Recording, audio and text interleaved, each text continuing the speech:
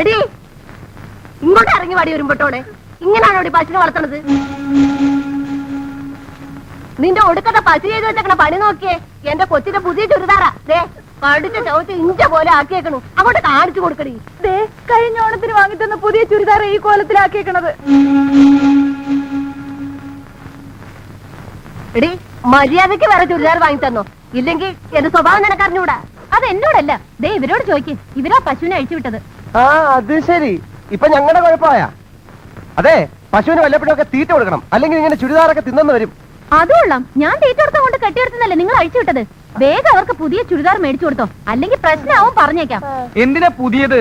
ഇത് തന്നെ ഒന്ന് റിപ്പയർ ചെയ്താ പോരെ? റിപ്പയർ ചെയ്ത് താൻ തന്നെ ഇട്ടോ. ഇതിനിപ്പോ എന്താ ഒരു കുഴപ്പം?